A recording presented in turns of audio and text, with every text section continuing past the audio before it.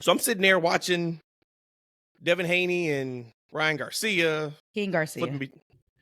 Flipping through that and flipping through playoff basketball. Watched that all day on Saturday. What else was I watching on Saturday? I think that might have been it. I hop on Twitter. Broken Matt Hardy's back in Impact. What? Did not see that coming. What y'all think about Matt Hardy going back to Impact under his broken Matt persona? And I guess he showed up like at the end of the show and then he won the title.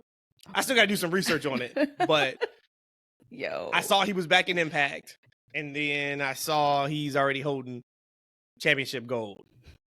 So, yeah. They had some big news out of TNA last night. Yeah. I didn't even know that this was even a thing. His contract's been up for a little bit. He said he was talking to both WWE and AEW. Of course, being the professional that he is, didn't want to stooge off. He was going to AEW or Impact, but that's where he's at. So I think I'm happy for him, of course, but I also think I'm happy that he's no longer on AEW TV.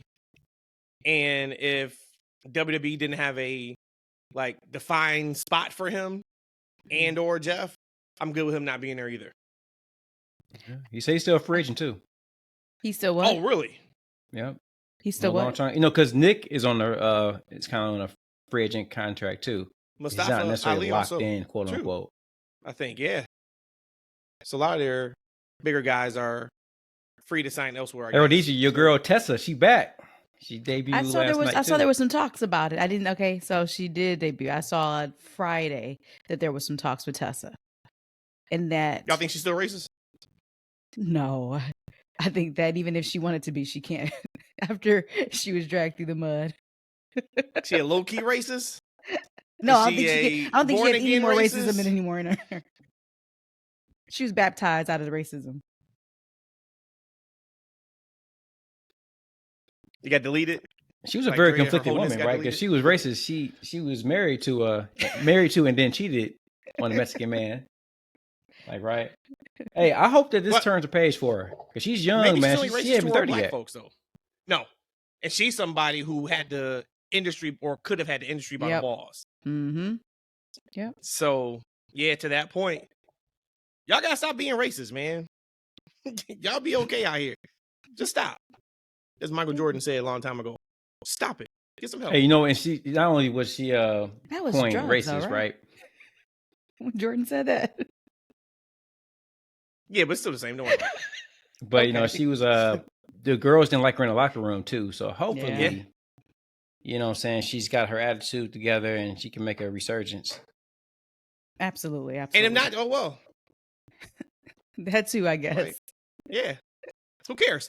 Episode 127 of the TFW podcast. That's Freakin' Wrestling. Best kept secret in wrestling podcast. I'm your host, Matt, joined by my usual suspects. Three the hard way, Rhodesia and Eshaun. I was on, I was on all of our socials last few days.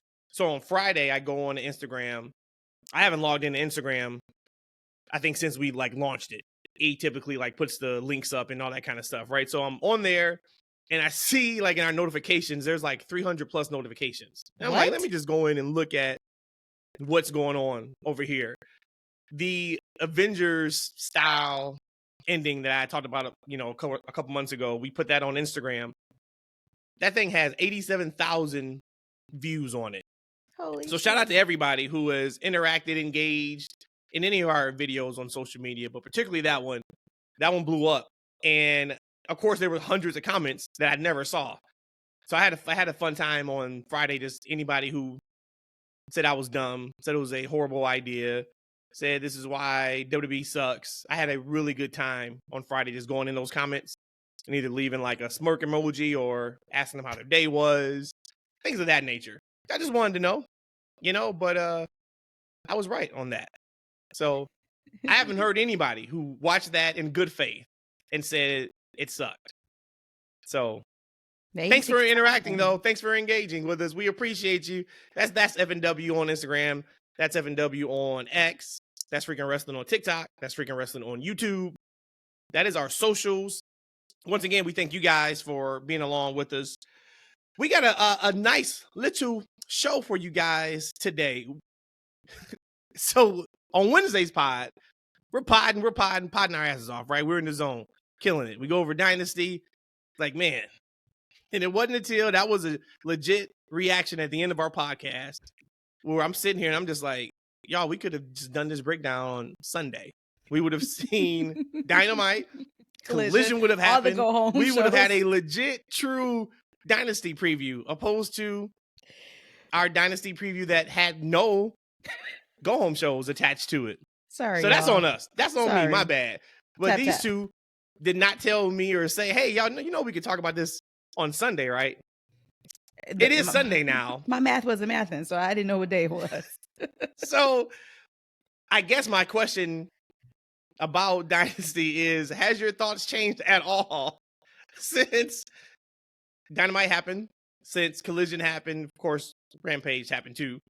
Hey, shout out to what is it, Kuhan Ange and Ruby Soho, respecting the kids. So congrats to those two lovebirds. That was cool to see. Any different thoughts? I think maybe my different thought, honestly, is I think I had it at a 3 as excitement level. I'm probably now up to like 4.5. Out of what? Out of 10 still? Yeah, out of 10. Yeah. First off, you know, I'm such a mush for that stuff. When we saw Ruby and Angelo whole interaction, that just made me feel so warm and fuzzy inside. So that, and they're not even on the show, that's going to give me an extra 0.5 point. And then Brian. That's great on a heli scale. And then Brian, hair is that long? And then AE Matt was like, well, that's probably because that's the last time you seen him. His hair was shorter. I was like, she talked more about his hair length than anything else on Collision. I'm like, you know what, man? If we were talking about hair length and not anything else. And because of that, actually, I'm going to take a point back. I mean, 0.5 point back, because I'm sitting here trying to grow my hair, and Brian Danielson hair could just grow like overnight. Actually, I'm going to take that point back. So I'm still at 10. I'm joking. 15. 14. No. But for real, excitement level, I'm probably at a 7. I mean, it's the Sunday night ones is kind of tough. She got to go to work the next morning. If we can have these Saturdays, it would just be probably 8. Just think about like for the UFCs, the boxing fights. So half of the boxing fights and UFC fights that come out, I maybe only know half of the people, but it's still exciting because it's Saturday night to watch this pay-per-view. But I'm probably about a 7. You know, Brian's hair, actually, the top has been very long for a number of years now. Because I don't think he used a lot of extensions for those braids he does on the top. Because he had the man bun for a long time, so that his hair at the top was always very, very long. But he also might get that miracle growth too.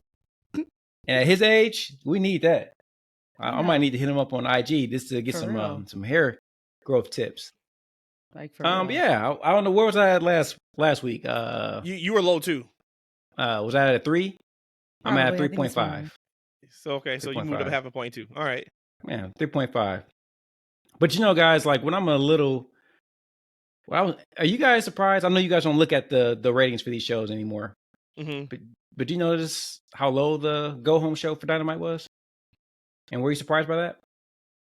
Not really. I didn't pay attention to the rating at all. Like I saw it hit, excuse me, but I haven't looked at ratings honestly. And like last show that I paid attention to was just the Raw after Mania, because I just wanted to see what the excitement level and the intrigue was, and that's when I saw they did 3 million that first segment. I haven't looked at them.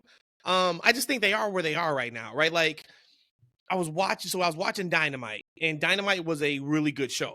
It was a really good show, and I was like, okay, that's a good show. And it was a good go-home show.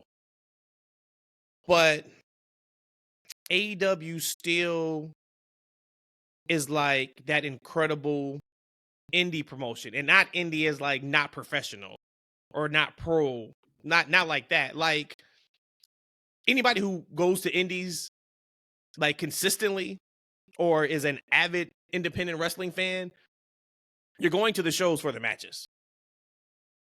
Because there is no storyline a lot of times, right? Like you got your month of build for this show, and these are the matches, and then that's what it is. And this, for me, AEW is a lot like that. Like, I think they're hardcore fans love independent wrestling, and I love independent wrestling, but it's completely different than.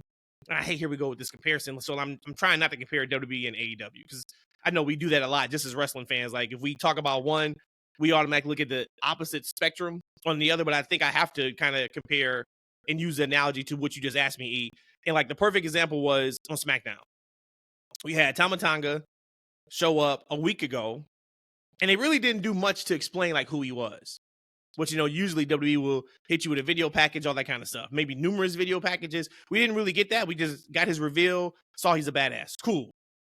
This week on SmackDown, they're looking for Kevin Owens strictly because Kevin Owens kind of laughed at him last Friday and was like, hey, look, this is not y'all locker room no more. Y'all go down the hallway. What AEW would have done is through the initial interaction between KO and Tama or the Bloodline last Friday, we would have gotten a match this week on AEW TV. Tama versus KO. So when I talk about a lot of AEW needs to do better at writing television, this is the perfect example. Then you throw in this week on SmackDown, and what do you get? You get a beatdown segment from Tama to KO. That's the television part. Now, if you want to run that match at Backlash, I don't think it's going to be a Backlash. But if you want to run at Backlash, you want to run at SmackDown, you want to run it at Raw, you've given me a reason to be invested in it, opposed to the guy shows up, he's automatically getting a match. So, long-winded answer, I just think they are where they are currently, and I think those are the tidbits they have to add into their show to increase week-to-week viewership. You know what, Twin? Because the ratings. I know, yeah, you kind of stay offline for the most part anyway. Mm-hmm. Nothing wrong with that, though, because not everybody is online like that. A good portion of wrestling fans aren't online, checking for things like that. Nothing wrong with that. But Twin, though, I thought about AEW. I'm like, it reminds me of an indie show, right? And so why do we go to indie shows, right? Because not typically because we just want to see wrestling matches, right, without context. Like, usually there's like a star or two on the show. You're like, oh, shoot, that guy's on the show? Let me go check them out, right? Mm-hmm. You go to the show. Now, if that same star with no context, no storyline shows up every week, you kind of already seen what you wanted to see, right? So you may not go the next week to that show, right? The investment might not be there for that show. And that's what happens a lot of times with AEW, because it's just startling for me, right? Because their rating was about 762,000 for Dynamite on a go-home show, right? The previous week with the Punk footage, they're at like 820. Mm-hmm. So they lost about 60,000 viewers, right? Which those people should be tuning in, because typically the go-home show is the big show. You want to see what's going to pop off. You want to get that lead in for the pay-per-view. So that just shows like the overall engagement is just going down, right? We had the big, show, big business with Mercedes, popped a huge rating initially and then died down over the course of the show. Had a little bit of lift next week, died down. It just seems like right now the curiosity factor for a lot of things involved are missing on AEW. And it feels like right now the people who watch the show are people who are watching the show. Like, right, I don't know what they can do to boost engagement. But let me just say this, though. I hope that on this next deal that Tony's negotiating, that they get like $1 billion. Like, he gets that $1.2 billion, for the shows. Hopefully, depending on how, WWE does their schedule with SmackDown and Raw on Netflix, we can get Collision up during the week, right? So that I can get more invested in that show. I'm not watching on the weekends. That's like a death sentence.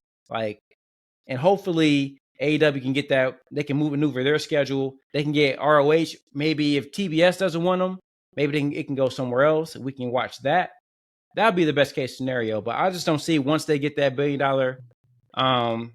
deal that I think destined to get. I don't think that we're going to see much of a change. I think the show and the company is what it is. Just period. You mentioned the comparison. I think probably the best comparison for me, outside of using like movies and that kind of stuff, is a healthy dating relationship is AEW and a healthy marriage is WWE. They both have their pros and cons, and they're just different. The relationship is just completely different. And it really hit my head because, Matt, when you had mentioned that AEW is like the indies. And again, no disrespect in any way, because it's not disrespectful to say that. But you're right. Every independent show that I've even went to as a fan or worked as a fan, I've loved all matches. They're great shows. And it almost feels like I don't have to have a commitment to you, because one, I really can't, because next month, if I see you again, it's probably not going to be the same people. Like he said, you might get one or two of the champ who's a star, but it's constantly changing. So it's like having a healthy, fun dating life, and it's fun. There's no extra like responsibilities to it or commitments. But then that marriage is AEW. And if you have a healthy marriage, there's so much more things that you can do and build and grow together. So that just kind of hit the nail on the head for me. And I actually am kind of at this point done comparing the two, because they are two totally different. They are just two totally different. Yeah, like I don't even think it's like Coke or Pepsi. No. Like I think it's like Coke and like Velveeta cheese or something. You know what I'm saying? Like, yeah, you ingest both for whatever particular reason, but they are just completely different products. You know, for sure. And that's great though, because that's what we need. Because if they were trying to be a second-rate WWE, that would fail even worse. Right. Because I got WWE and they're clicking right now on almost all cylinders. I don't definitely need a second-rate anything WWE.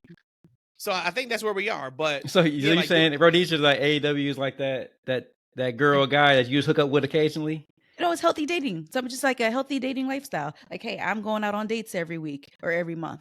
That's what it is. There's really no commitments. You don't get to really know me that deep. So I'm not going to tell you my whole story and how my papa died and how my mama's from another country. I ain't going to tell you all that, because it's just dating.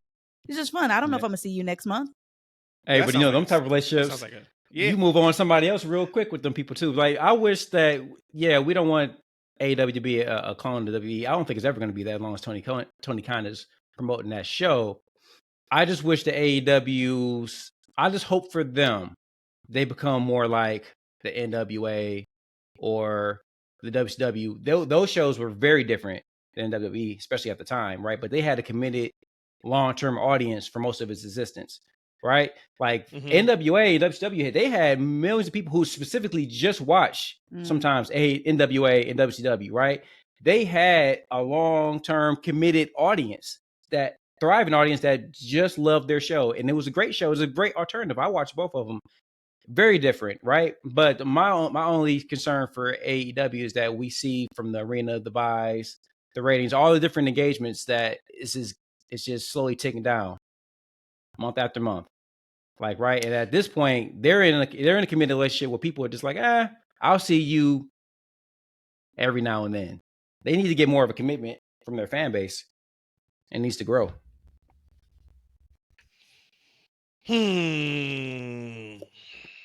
So Dynasty is tonight, and I'm more excited. I'm going to be more excited after the show than I am going into the show. And that's because I know the show's going to deliver.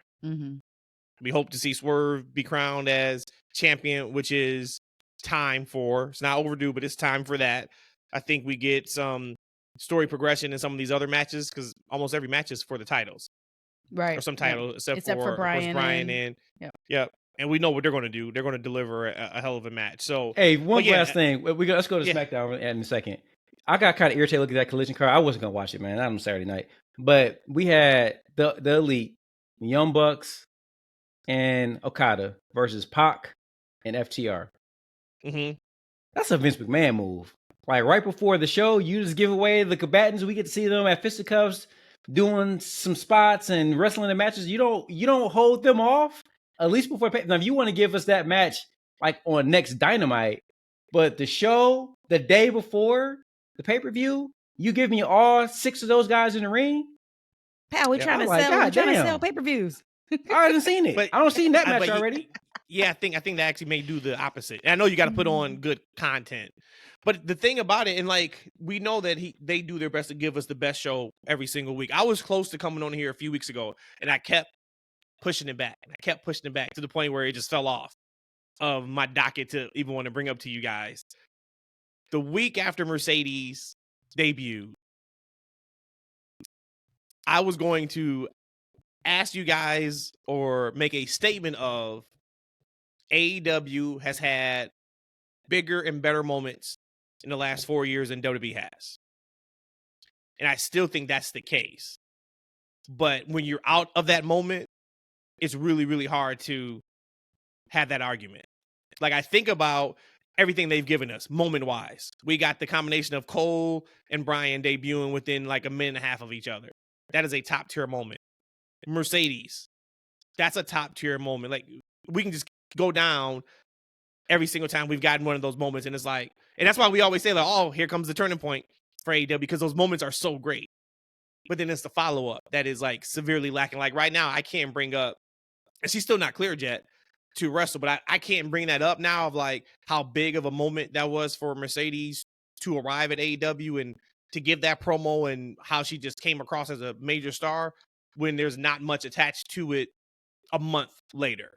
So maybe that's something we can table, and the next time they have a massive moment, we can follow back up on that. But that they give us moments. It's just a follow up on it, because a show that did not have Mercedes, Okada, Ospreay under contract on their last pay-per-view. And yeah, Mercedes is not wrestling on this show, but she is tied to a really important storyline. Viewership and buy rates and overall fan interest should be much higher than what it is for tonight's show. Same as last quarter. Hey, real quick. We're getting some sponsors on the show sooner or later. I want to sponsor this tea. I gotta find out the name of it really fast. It's like some kind of focus tea. Let me say, I am so hyper right now. I'm like in the zone. When you were talking to me, man, let me tell you, I was tunneled in. I was dialed in, man. You feel like it was like them videos where you actually can see the closed caption, you were seeing my words. Oh my God, man. I was in the zone. I started smiling. I'm like, man, I am so zoned in on him right now. Like, oh my God. I feel great right now, man. So we started to have a conversation. I started to ask you guys, like, hey, is Mercedes just another wrestler for AEW?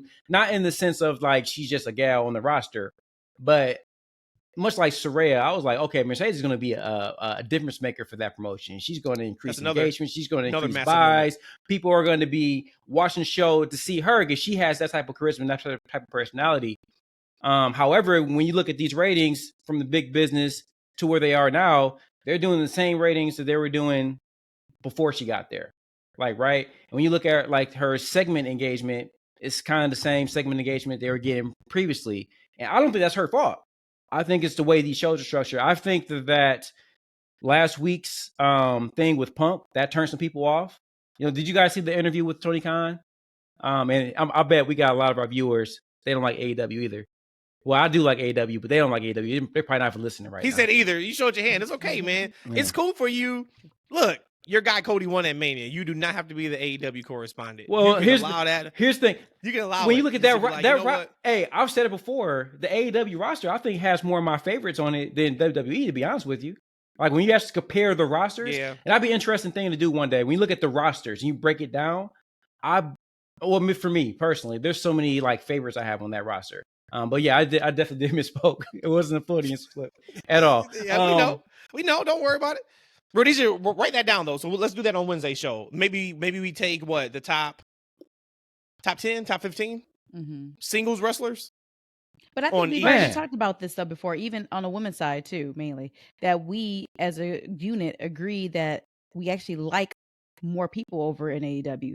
It's just been the actual product. It's just the way they're used. Yeah. It's a lot of change though, right? Because that was before Rumble, that was before Mania. I'm sure that was before. It's right before Rumble. Yeah. So like, okay, let's do that. Let's do that on Wednesday's show just to see. It is. Hey, it's draft season, so yeah, why not? Maybe we can even turn to something like a little mini draft or something. Who knows? Why don't we do that? But speaking of high wrestlers, Matt, go ahead. Let's talk about. I don't know what you had planned, man, but I want to get into Solo, man, because I was really impressed with what he did on SmackDown. That T is talking to you. Go ahead, sir. Go lead it. I'll lay out. Go ahead, man. Look at him. He's taking another sip. I wasn't prepared for me to lead the solo. Hey, you just said you saw my words. You ain't got to be prepared, man. This is pop Speak quiz from the right heart. here. Speak from the heart. You got it. Well, you know what? I'm definitely focusing on listening to you, but I definitely forgot what I was talking about because I don't know what I was just talking about or going like just 5 minutes ago. So maybe I can only listen. I can't think at the same time. Listen, maybe I can't. All right. Yeah, I can't. Perfect. I can't multitask right now, I guess. So Solo on SmackDown. This is the new Bloodline. Right, my man came suited and booted. Oh my God. Still with his thumb wrapped up. He looked good too, man. He looked good too. He looked good in that suit. He looked good in that role, right? So we know this is a completely different style of bloodline than what we got with 1.0 with Usos and Roman. But him and Tonga looking for KO. They bloodied KO again. Something we had just talked about a couple weeks ago. You're not going to get blood every single week, but when it makes sense, when it matters, right? I don't even care if it's a blood capsule or fake blood. There's no point in cutting yourself if you're backstage. You don't need to see that part of it. But I thought that was great because of you guys took it to that level just because of basically like a joke. Because I had to even think when I saw it, I was like, what did KO do to them? It's like, what did he do? I had to think back like, oh, right. When they showed up last Friday, he was like, no, it's not your locker room anymore. You guys can go down the hall. Something as small as that. And then he tried to commit murder. Shout out to Rikishi. Rikishi ran over Austin years and years and years ago. Tama ran into KO's rental car.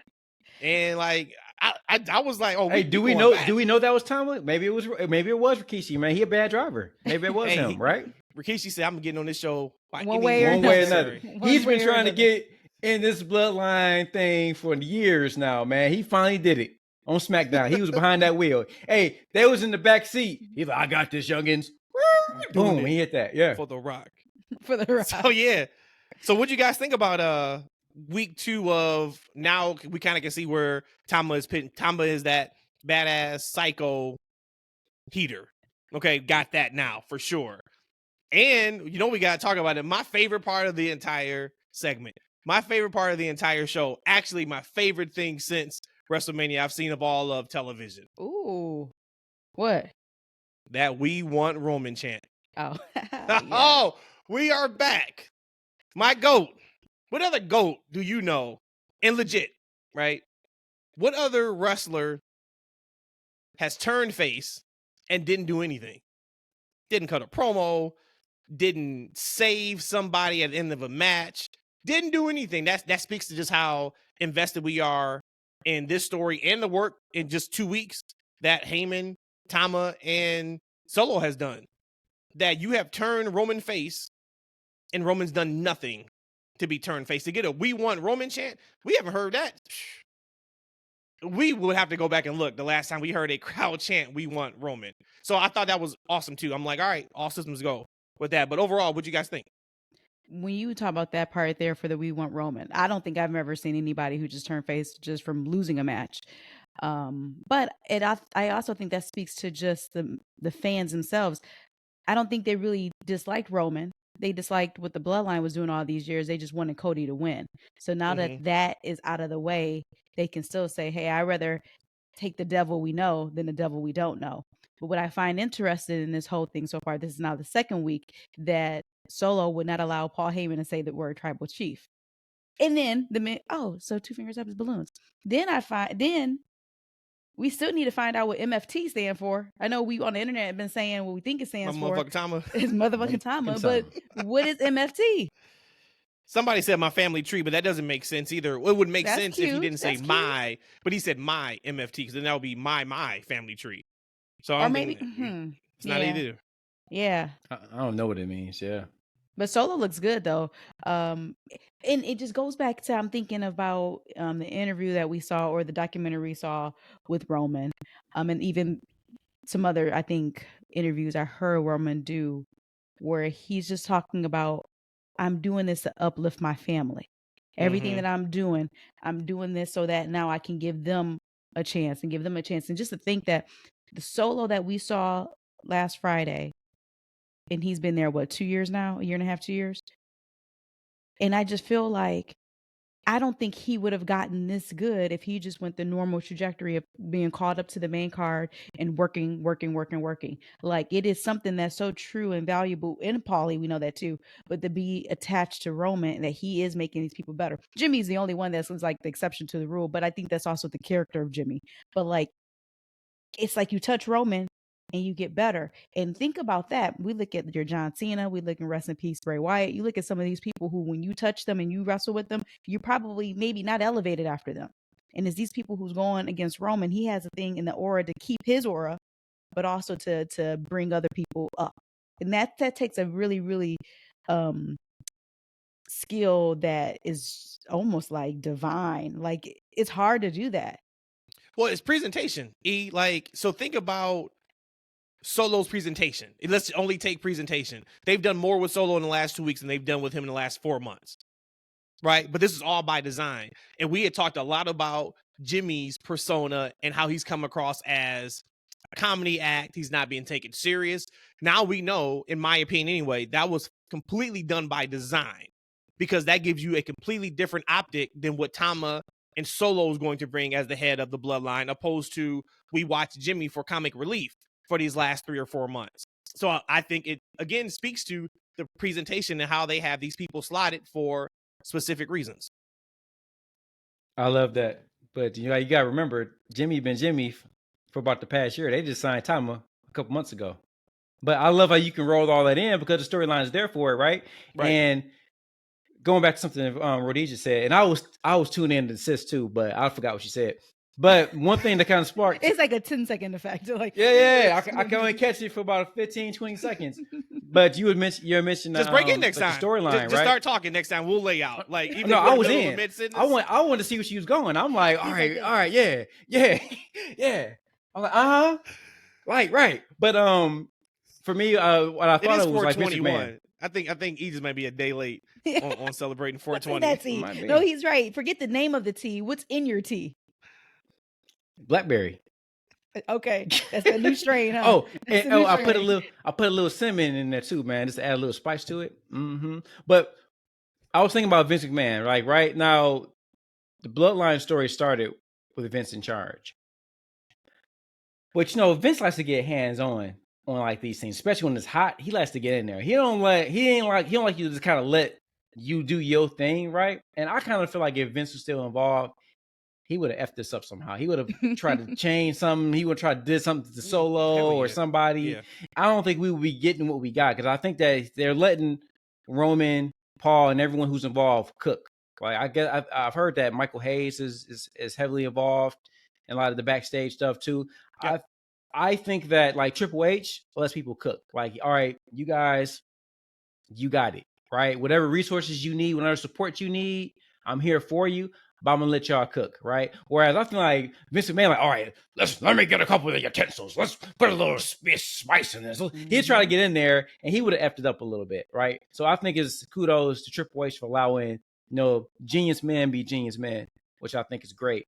But going back to Solo, man, I think it really spoke to me watching him, because I don't know if he can really be in that lead role. And man, I was wrong, man. He came out in that suit. When he came out in the suit, I knew it was big business. Yeah. Mm-hmm. I knew he was standing on business on Friday night when I saw him out in that suit. I'm like, oh, that man looked good. And he had the nerve, still had the thumb tape. So he trying to tell you that, all right, look, I'm suited and booted, but I'm about to whoop somebody's ass too. I'm still off that action, boss. Somebody gonna get the thumb. And I love that, man. Whoa. Somebody gonna get the thumb. Someone get the thumb. We getting started early on this Sunday morning. Go. No pause, full go. Somebody getting that thumb. And then in Tama Tonga, everyone's just playing their role perfectly, right? Like Tama Tonga looks like a crazed pit bull out there. Yep. Like, don't he? He ain't said nothing, but he already seems like diabolical. Like he seems like he's unhinged. Like he hasn't said anything. His attack seems so vicious on these dudes. Like he was giving KO and Jimmy last week the business. Like, right? Like Solo didn't really even have to get in there because Tama was doing everything, man. This is the first time in a long time where the Bloodline looks very, very vicious. Like without championships. So 2 questions for y'all. One, is Tribal Chief from the storyline that they've shared with us, and just if you know, are they the highest of all of them? That's one. And 2, I think every week we should do it until it comes out. If Tribal Chief is the highest, who do we think is the Tribal Chief as of this moment? Because Solo still is presenting himself as someone important, but I'm not willing to say that he's the Tribal Chief.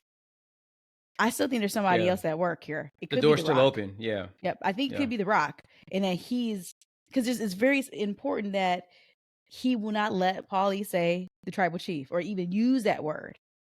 So who do y'all think Solo, who he is?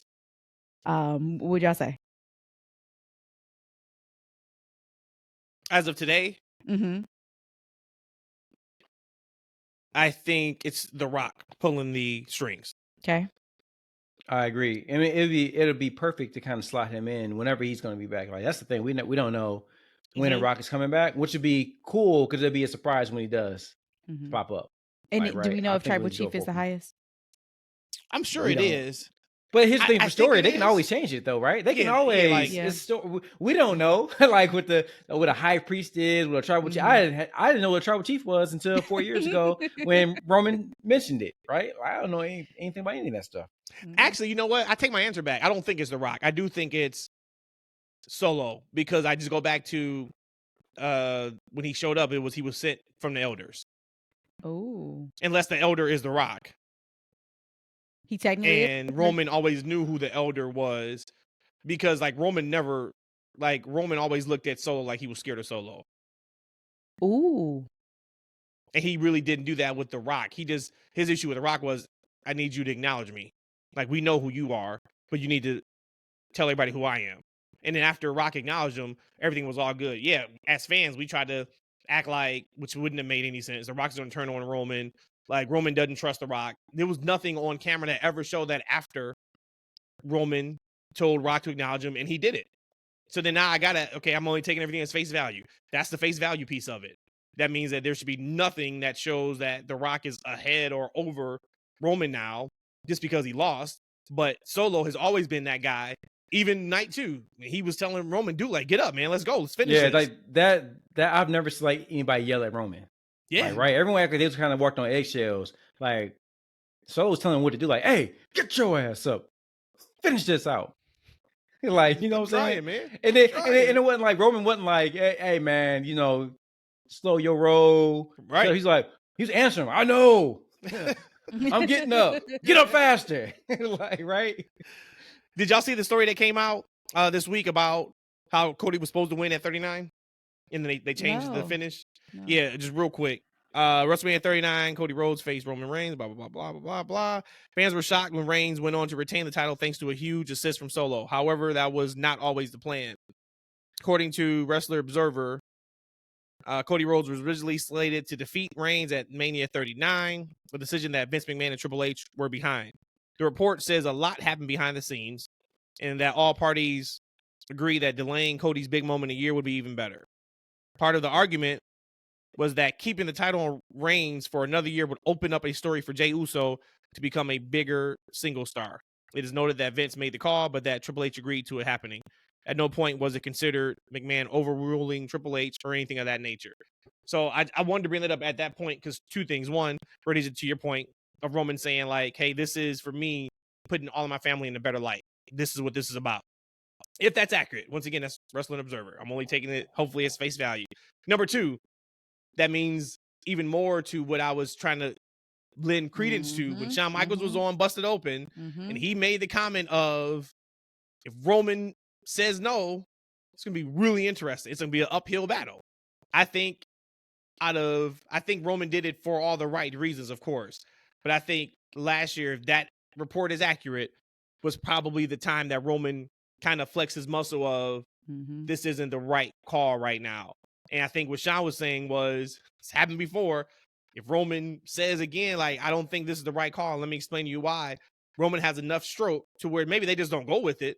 But I think they really take it into advisement and say, well, if Roman is saying that, and because they keep talking about this and they haven't been like really specific, and I would love to know what they mean by it. Whenever they've been talking about Roman the last few weeks, like behind the scenes, it's a lot of he's changed the business forever on camera and backstage. And I would just love to know that backstage piece. Like, what do they mean he's changed the business forever? They haven't spoke about it. So I just wanted to bring it up because I thought that was super fascinating. Yeah. The effects are wearing down now. He's going away. Oh, is he down to regular levels now? Take a sip, E. No, I might be, because I remember what I was going to say really quick about Tony Khan. I was like, look, he went all the way back. Okay, I remember because like for some reason, like you brought back WrestleMania 39, remind me what I was going to say about 5 minutes ago. It was a correlation. Did you read the article that Tony Khan said about why he released the footage? Yes. No, I did not. Well, essentially, he was saying that he there's pushback, and online didn't like it, but it made the network happy, and it created a number. And sometimes you got to satisfy and do things for the network. And there you go. Yeah. But then I thought about, I wonder what the network thinks. Like a week later, like you lost 60,000 people. And there you go. And that's why I didn't want to bring it up, because I didn't want to feel like we were dogpiling on him. But he brought up and basically said that ratings are the number one indicator, like on fan interest and such. And it's like, well, you don't really truly believe that, because typically Dynamite loses viewers after every segment. They'll start above 1 million that first, and you can say it's because of Big Bang Theory. It's, there's a lot of different reasons, or it could be legit 1 million people are tuning in every week for that first 15 minutes to see what you're going to give them. But that number keeps dropping. So if that is the case, then you would have to say, somebody would have said at some point, like, hey, tell me why does this show start off with higher ratings than it always finishes with? So then that has to be, there is something with what you're presenting isn't working. That's why I kind of don't believe he thinks that. I think they did it to pop a number. I think they did it to be spiteful. But the story just didn't work, because even the story that the Bucks are trying to tell with that, and somebody brought up a great point on social media last week, and I forgot about it until I saw that FTR and the Bucks teamed together the week after All In at All Out. Remember that 8-man tag? And when we talked about it, I was like, this is going to be like one of them house show specials. You just mentioned it. Yeah. I forgot you can't rewrite history of like, now that's the reason why you lost it All In, because like your friend, like, I digress. Big time. Hey, so I'm gonna digress too. So the reason why I didn't want to talk about the Cody thing is because, so in hindsight, maybe it was the right decision for him not to win, right? Because it was absolutely, it was. At the time, it's still gonna go down as one of the worst finishes. But what you can do, I would love to. There's two things I would love to see. I don't know. I'd love to see this one thing. I think it'd be an interesting story if they kind of break down the pandemic. Those pandemic years, the mask versus the non-mask users. This is that whole time period, like maybe 10 years, 15 years now, it kind of is lighting up a little bit. Because that was a very interesting time period for the world in our country, like the way it was handled, people's reaction, the infighting, etc.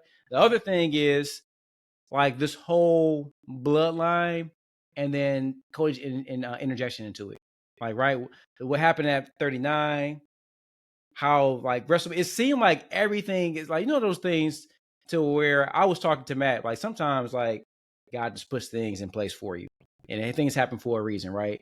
And you think about that last year, like, so 39, someone makes a change and Cody's supposed to win, but now he's not going to win, right? Upsets me and Dave LaGreca. Like, I almost stopped. Me and Dave, we ain't talk about it, but I think we was on the same page in New York and in Georgia. We almost stopped watching WWE. Like, right? I don't think Dave ever was about to stop watching. No, he said it. He said on the show, man, I was right there with him. Like, my idol, Dave LaGreca, we on the same page. So then you go into the next year, right? Cody wins that Rumble, right? Points at Roman. I'm coming for your ass. Just to a week later, nope, I'm giving it to Rock. We're going to get Rock and Roman. Something happens. We get the Cody movement, I should say. And now we get a tag team match. But it seemed like everything happened the way it happened to make it a bigger event for 40. Because 40 ended up being one of the biggest manias ever, with one of the most lovable finishes. Like, right? Like, you can't like make up what happened. Like, Samantha Irvin's, like, her announcement of Cody, right? Just the emotion. You see Ricky Starks up in the skybox, man, and they hugging like, like the best thing is to happen in the world, right? And like, I don't know if you would have get all those same emotions or same feelings, that same announcement on 39. And I don't know if you get all that without Rock. It'd be interjected into the storyline as the final boss. Like, all these things just changed up and happened for the better, and you can't paint a better picture. Sometimes like the more organic, natural order to things is the best thing, instead of forcing a narrative to happen, right? Or the other part you can look at too is that you have people who know what they're doing, and then, hey, if we need to pivot, and let's make it the best pivot possible. Pivoting like a mug, right? Yeah, because it's still a work. And so like, that's the great thing about wrestling. We were sitting here watching, I think I may have been watching the play-in. I was watching the play-in tournament earlier this week or last week. and I was sitting there, I was talking to Matt, and I was like, wrestling really is the best of everything from an art form, like a sports art form. And I'm like, you watch wrestling, say if you could only watch one thing. So you know, either it's wrestling or it's football, either it's basketball or it's UFC, either it's boxing or it's whatever. Wrestling does everything. Wrestling gives you the soap opera, the drama. It gives you comedy. It gives you music. It gives you sports. It gives you fighting. It basically just gives you all of that. And then when you look at something like 40, where you are paid off of your investment and your time, and typically you're guaranteed in wrestling, right? Because you don't have to worry about, oh, that match ended in a first round knockout with 20 seconds, all that build up for nothing. Or, man, I thought X team had a chance and they got blown out by 30 in the first quarter. The game's already over and we got another hour and a half. Wrestling, you're going to sit down. If you get the main event, you're going to get a great work match. It's going to be 20 plus minutes, et cetera, et cetera. But yeah, man, like I just think that they did an incredible job with 40. Like, it worked out all the way it was supposed to. And Rock, he's not instrumental in that.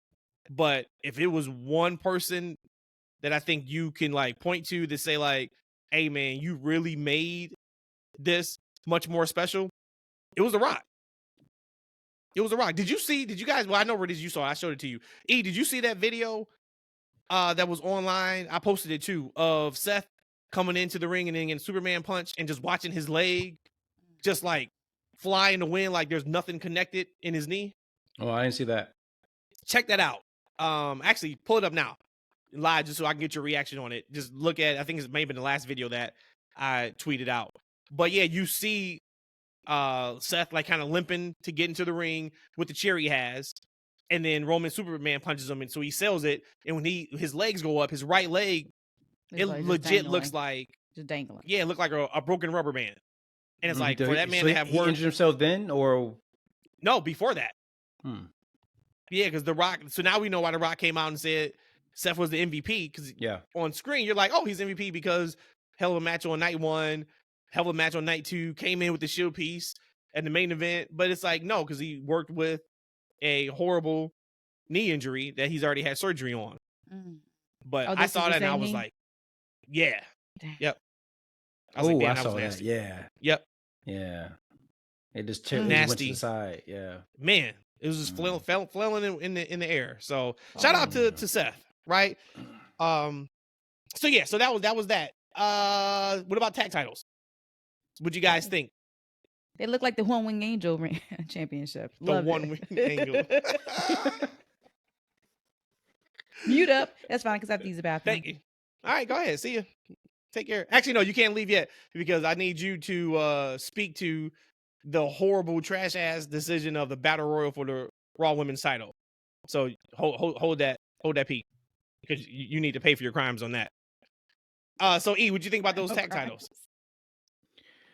Look, I like it. I kind of like that design more than the belts on Raw. But again, the Raw titles are still upgrade over the copper, the penny titles. I think it's upgrade over the silver, red, and blue. But I do like the tag. I think it looks more. I think one thing I don't like about the Raw is I don't like the red. I think they made that black. It would have made the gold pop a little bit more. Okay. But I like the classic, very classic look of the SmackDown championships. And I also love about both championships, the name and the look, is that when, let's say this draft comes up, if they need to, swap the tag team champions, they don't have to do that stupid belt swap thing that Charlotte and Becky had to do. Yep. Like, right. The titles, they don't have a Raw brand name stuck to them or a SmackDown. I think it's more of a universal classic title or naming of the title belts. So I love it. I love what Triple H has done. He's taken off a lot of the old, like Vince McMahon and Kevin Dunn stuff. Like, I don't know what they're doing with these belts, but we're getting more classic and I think ultimately elegant looking titles. I love it. We didn't talk about it on air. Did you guys saw that they're switching their moniker from sports entertainment to pro wrestling, right? I think I did not see that. We talked about that. We talked about that. I think me, you and I. That was one of the changes that Triple H was talking about. Is they still may use sports entertainment, but we're going to hear pro wrestling much more than we have in like decades in WWE. Just to your point about some of what Triple H is doing to kind of like I reverse love that. some of those nasty tropes. Yeah. I do love that, but I wonder for people, and again, they're not hurting for business, but I wonder for those people who don't watch pro wrestling, would I be more apt to watch something that said pro wrestling or sports entertainment? If I'm somebody who's never watched, I probably would be looking forward more to sports entertainment than pro wrestling. But again, they're not hurting for business. So, but I just, I wonder. I feel you on that one, Rhodesia. But I think Vince McMahon's always trying to push that sports entertainment, moniker. But I don't think even the casual wrestling fans fell for it. Like, right? There's a lot of things they do fall for, but I don't think that they still we always got it. Like, oh, you watched it. You know that wrestling is fake, right? Yep. They don't say, oh, that sports entertainment is fake. You know that that wrestling is fake, right? Like I've never heard anybody call it sports entertainment. Ever. Not in a regular conversation. No one. Right. And then the sports entertainment came with that negative connotation of the really bad WWE product that we used to get. Because what I would get, like when I tell people when we were first starting the podcast, and I was like, oh, you starting the podcast? What's it about?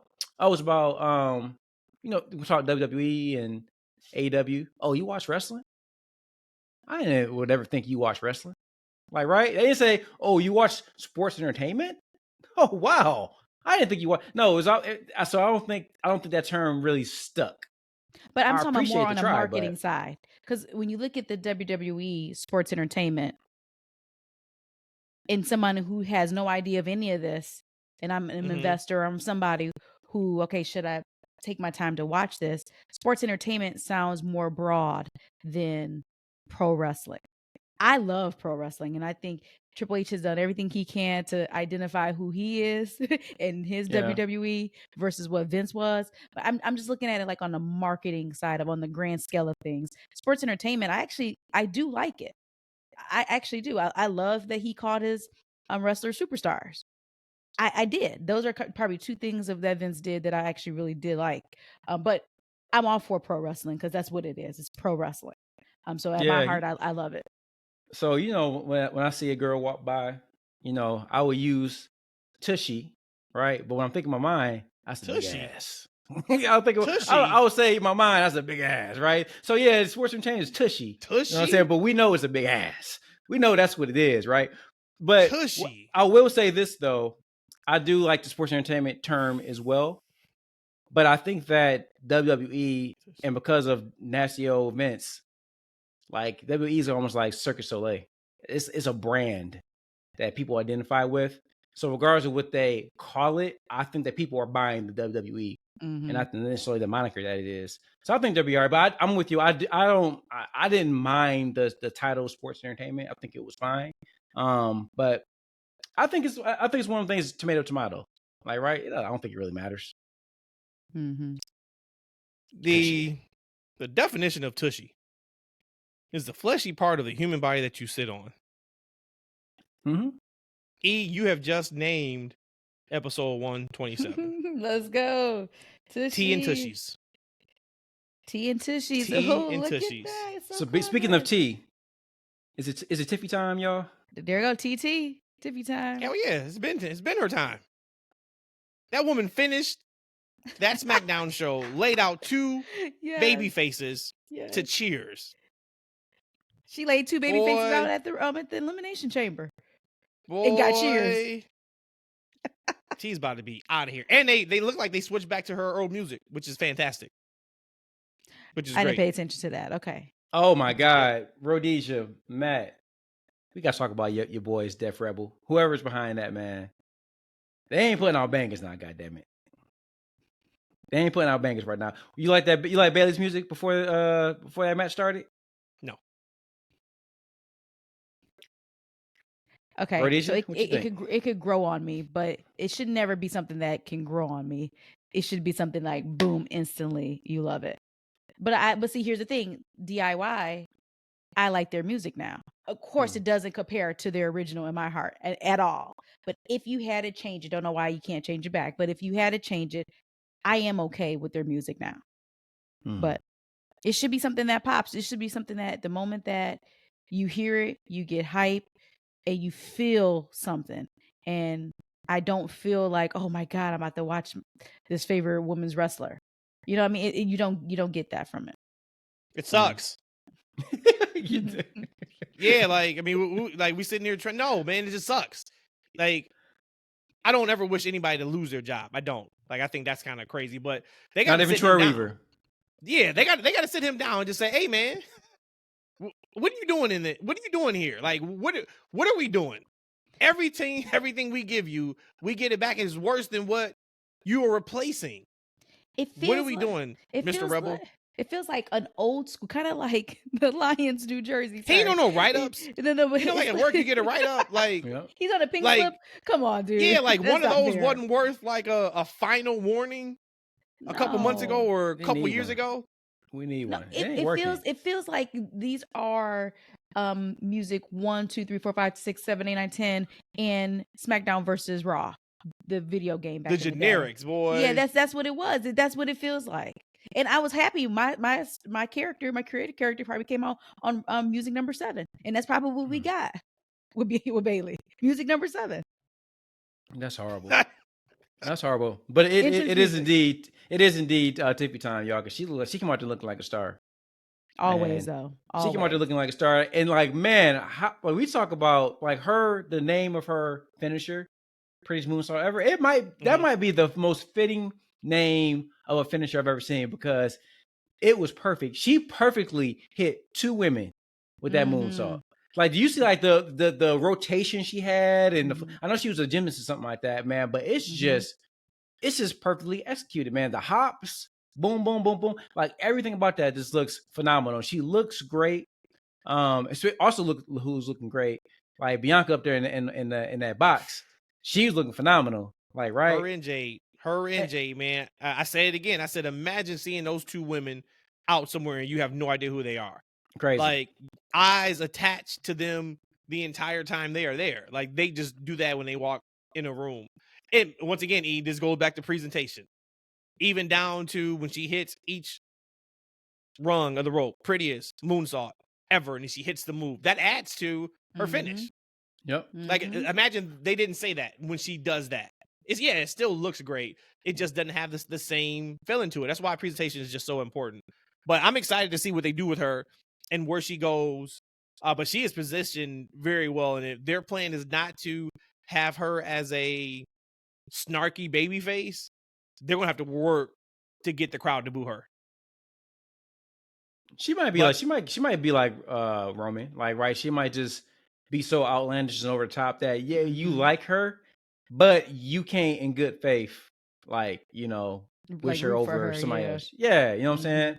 It's almost like when your kid, you know, they say something like like my kids do it all the time. They say something they shouldn't say, like, right? And I gotta look the other way and not laugh, and then I gotta chastise them afterwards. Oh yeah, right? Because hey man, look, you only 10. You can't be saying stuff like that, man. What's wrong with you, right? My mind, like, hey, it was a good one, son. That was a good one, right? But I can't tell him that, and I can't say that in the room, right? But what I hope for, we got this draft coming up, and that's one thing I think we should do at some point before the draft is we should do our own little mock drafts, like right before the actual draft. And I would love it's only Wednesday. Yep, so we got to do it on Wednesday too. Yeah, that's all we got to do Wednesday. Yeah, we got it. All right, let's do it. But so, Tiffy, I hope that, like, I feel like SmackDown has too many women at the top, like, right? And I feel like she'll be perfect currently, right? We don't know what it's going to look like with the rosters, right, with the draft. However, if she was on Raw right now, there's so much TV time that they definitely can give her, you know, backstage segments, interviews, whatever they need to give her to kind of keep boosting her up there, right? And you never want to see Rhea get hurt, but from a storyline, if they're going to try to stick to the draft, this is the perfect time to get an injury. Yeah. Because to what you just said, say if the plan was not for her to be on the opposite show as Rhea, maybe you put her on the opposite show as Rhea now. Yeah. You know, depending on if Rhea's going to be out 4 to 6 months or whatever it's going to be. And so speaking of Rhodesia, feet to the fire, because you are the female voice of this podcast. Yeah, I don't Battle Royal. Like how you get mad at me? Battle Royal that they didn't for the women's world title. Get the fuck out of here. Battle Royal, that's the best we could do. A Battle Royal? Because I feel like it has something to do with the draft. I think in their mind, they feel like, and again, who knows? But in my mind, I feel like they have to make sure that there is a champion going into this draft. I think it's terrible. I think we should do a tournament, and I think the winner of the tournament should win it. It could have been that it's the Cyndi Lauper Invitational Tournament. I'm so excited for this one. Hey, but you talk about, you guys are hype on Liv being a champion. Maybe this is an easy way to get her, because she can definitely win in this scenario, right? Yeah. Because if she was going against Nia, she wouldn't win. But if she can go in a battle royal, she absolutely could win. I could see. Yeah, somebody slipping a banana peel and fall out. All right. Okay, so how about this? When I saw the battle royal, I was like, okay, so it's going to be somebody who wouldn't win a tournament. Like, but it could be Chelsea Liv Green. Though. No, Liv can win a tournament. Liv can win a tournament. No, okay. I'm talking about somebody who you would look at and like they win it on like a fluke, like a legit. Like, how is Chelsea Green the women's world champion? That's not happening, though, right? That's not. We're not going to see Chelsea as a champion. But with Nia in the mix, it's like all roads leads to Cody. All roads lead through Nia. So you telling me that in just a shoot fight wrestling match that Liv and Nia, Liv will go over? But I can see it more in a battle royal. Typically, the biggest person doesn't win the battle royal unless it's the Andre the Giant battle royal. Yeah, right. Everybody try to get Nia out. But I would say the name of the deck. I would want. Yeah, like if this was, I think Nia should get a nice little run with it. I think that would be fun. Yep, I think that would be fun if she wins it. But I was super disappointed in that announcement. And so I think that wasn't the original plan. I think they would announce that last Monday. Man, let me tell you something. You AEW haters, man. If this happened on AEW TV and Tony booked that, we'll be all over it, man. Y'all be up in arms. Triple H do it. We're gonna wait and see. Y'all are ridiculous, man. What you talking about? What? So you like? No, I'm the one that brought up that this was a bad idea, and you just championed it. Oh, but you just basically just went over real quick. You be killing it. It was AEW. Shame on you. You hear this? Do you hear this? Shame on you. I can't articulate anymore. You threw your wife under the bus because of this. That had nothing to do with it. But we just know that they had to hurry up and get somebody. That they had to hurry up and crowd somebody. Yeah, they just want to move on real quick. But I just felt like this would have been so much better. Don't do it. You have Queen of the Ring in May, right? May or June. No, too late. No, to your point, because of the draft. So you got to take care of that now. But I'll tell you something else that I'm done with too. I'm ready for it to be over. You just said you got to hurry up and move on real quick. LWO. All right, it's enough. I'm over it. But it's been time though. It's been time. I tried to just keep giving them time and was like, all right, Andrade comes. Okay, maybe we do something with him and Zelina in the LWO. I'm over it. Carlito, please turn on. Kill them all. Bray, break them Friday. Down, break them legs. Let's turn now and let's get this. It ain't working, boss. The LWO and the Final Testament are the two worst factions that WWE has ever put on there, man. But hey, I did like when you look at the Authors of Pain in that little tag match. They some big dudes though, didn't they? Mm-hmm. Them some big looking dudes. Them, like when they walked in the ring, they looked like somebody. Mm-hmm. I just wish they had a manager. Paul Ellering ain't it. No disrespect to that man, but get them a mouthpiece, and they gonna be all right. And get them away from Karrion Kross. Karrion Kross stays. Put the title on them. That's number one. Number two, the Profits. Do something with them. Thank you. Yes, we're here. This is the pivotal moment for them. Yep. Montez is not a solo star or artist. I'm about to call it a solo star. Here we go. This is the prime opportunity to make them the new tag team champions. Have a meaningful run. And if Montez stays in his corny character, so be it. I guess if it's you character-wise, go for it and thrive in it. But this is now the time to put the belts on them. I'm sorry to tell y'all, it ain't gonna happen. That sucks. Two quick things, and we can get out of here. Rhodesia keeps saying she's got to go to the bathroom, so I am going to give you this, Rhodesia, and then you are good to scamper away because the last part is just the releases on WWE. Rich sent me a great question. My guy Rich. He was listening to the pod yesterday, and he said, great discussion surrounding the 4 Horsewomen. You guys need to rank the Shield. And he said, maybe that's tough, maybe it's not. And I said, okay, what's the criteria? He said, it's up to you. Just make it the hardest answer as possible. So let's go with ranking the Shield in regards to industry impact. I'm sorry. Okay, you said industry impact. Yep.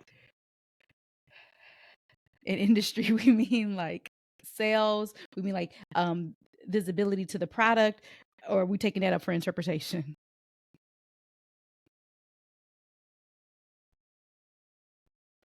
So either Matt froze or we don't know the answer. I ain't froze. I said it already. So busy paying attention. We can't tell when he being quiet or when he freezing on his yeah, she's so damn busy typing stuff in, talking about how much she ain't got a penis and she need to pee and all this. Like, just answer the damn question so you can go to the bathroom. I'm over it now. Can I get 5 full seconds to think? Let's see. You got yours already? Why don't you go ahead and I'll go ahead and talk some time, and actually, you can go take your pee. How about that? Okay, what you got? I know mine. It's going to be Roman, Moxley, Seth. Would you like me to elaborate? Roman goes without say. Because I think that may be mine too. Yeah. I think that maybe, and that's no discount to Seth, because if we're talking, because if we're talking like just best wrestlers, he's not third. I think regardless, whatever you look at, Roman's number one, of course. In my opinion, on my list, he's number one in anything that you look at. But yeah, if we were talking about wrestling ability, he's number 2. Promo ability, Mox is probably still number 2. If not, maybe number 1. Mox may be the best promo out of the 3 of them. But if we're just talking about impact, Mox has done way too much in like all these other promotions to not put him second. Yeah. I'm going Roman. I'm going Roman, Seth, and then Mox.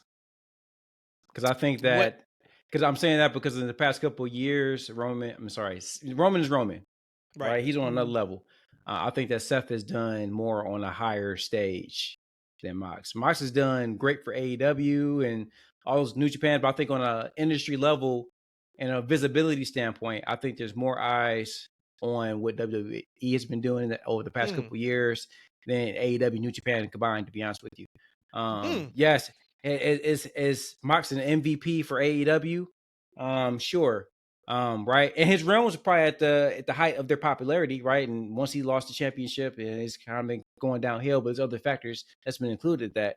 I think his run currently as a New Japan championship, I don't think it's champion, right? I don't think it's going to necessarily have a huge impact. I think right now, within the past year, Seth has been, doing some things. Like, I haven't been huge on his run, but I can't deny that fans are there for him. Like, he's chanting his name, and what he did at WrestleMania 40, he was a big intricate part of that. I just think over the past, and maybe it's recency bias, like I just feel like over the past couple years, Seth has done more to kind of overstep Moxley.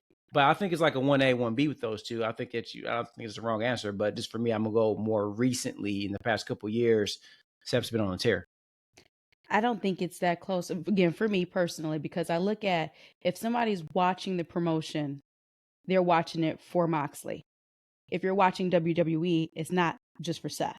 So that's why when you say industry-wide, that's the reason why I have Moxley over Seth. I'm going to be watching WWE regardless if Seth is there or not.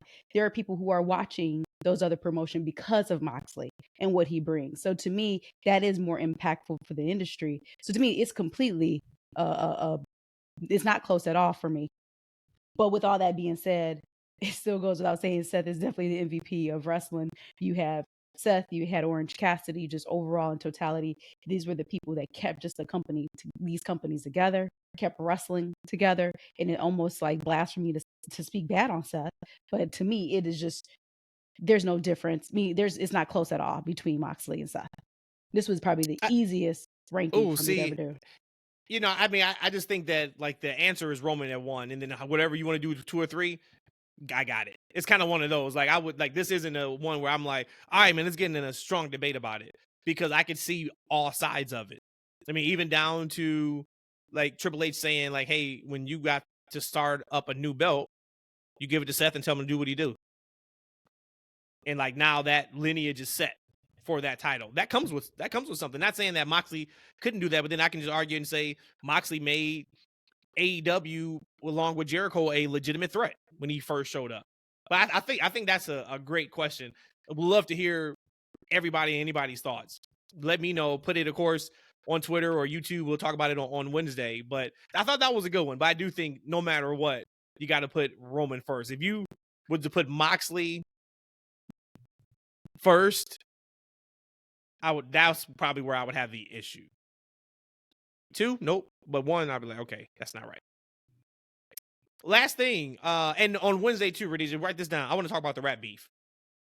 I want to talk about the correlation and how pro wrestling plays a part in like rap beefs, and then some other thing too that I want to talk about. So we'll talk about like the draft on Wednesday, rap beef, and then what's the other thing that?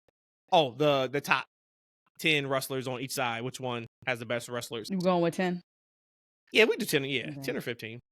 WWE releases on Friday night. Jinder Mahal, Xia Li, Veer, Sangha, and how do you say his name? I forgot. I know his last name is Quinn. Is it Zion Quinn? Yeah, Zion Quinn. Or interesting. Any thoughts on?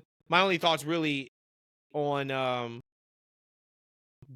the releases or who was released was, I think Jinder way exceeded expectations on his run, particularly when he had the title. And I think they consistently missed and dropped the ball on Xia Li. I think she's going to be fine wherever she goes, but she's one that I didn't understand the start-stop gimmicks, start-stop characters. When they're going with her, then they're not going with her. I think there's money behind her. I'm ditto. As for exactly what you said. So I feel 2 different ways about this. I feel, why release them if you are a $1 billion company? You can afford to have them on your roster. You can afford to keep them on payroll so they can have constant money coming in. That's probably me just speaking on the outside looking in. But internally, if you are a wrestler and you're doing this as a passion, you probably want TV time. You probably want to be out in wrestling in front of the crowd. And if you're not getting that, then let me go find somewhere else that I can do that. So again, I'm kind of conflicted on this, because again, you don't have to release those people, because in reality, this is probably not even $1 million worth of money right there in contracts that you're talking about. But at the same time, if they can go and do something, it probably is. Yeah, I would say probably. Yeah. Okay, so what? Sure. How many is 4 of them? 4 or 5 people? I would say probably Jinder's probably making the most. I don't know if the others were probably making much more than their NXT contracts. Point is, they're not missing. They're not. They being WWE is not going to be missing out on that money. But for me, are they happy? Are they happy that they're released? Are they happy because now they can go try to find somewhere else to work? Me just looking at it, it's like, you don't need to let these people go because they can keep a paycheck. But again, what's the point on keeping them if you don't have any plans for them too? So I'm just conflicted. Yeah, I don't think anybody wants anybody to lose their job, man. People want, I'm sure they have families and they want to support themselves. But just from a wrestling fan's perspective, just from my perspective, I'm not going to miss seeing any of them on my television. Yeah, I wasn't a big fan of Indus-Sher. I've seen enough of them to say that I was good with not seeing them.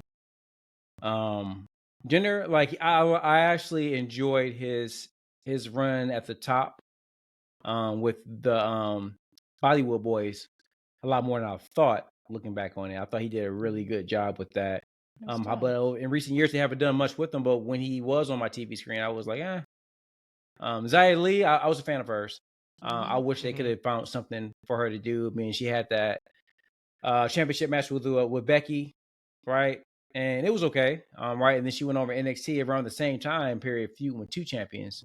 I don't know if that was like her kind of to check her temperature, to see what she can do and what she can give, and maybe it didn't work out. But she was probably the only person I probably like, oh man, I wish they could have found something for her to do. I hope Indus-Sher finds something else. I'm not sure where they can go. I wasn't a fan of their work in the ring, on the mic. I don't know. Jinder, I'm sure he wrestling in his blood. He's going to find something else to do. He can probably bring his talents to like TNA. Give it another personality. Yeah. He was that. He was a personality. He can go there and do something for that show. I don't see AEW taking. I don't think he's the type of wrestler that Tony Khan looks for. Xia Li, to be honest with you, man, she was a WWE baby. Like, right? I don't think she had any prior experience to the wrestling industry, indies, prior to going to WWE. I honestly could see her kind of just, like Aaliyah and like those type of girls.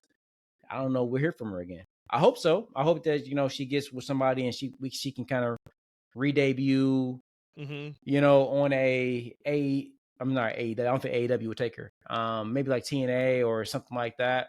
I hope she makes it. I hope to see her again. I felt like she had the look of a star. I don't know if she had the other qualities that's necessary, but I gotta be honest with y'all, man. I mean, we don't want to see anybody lose their jobs, but and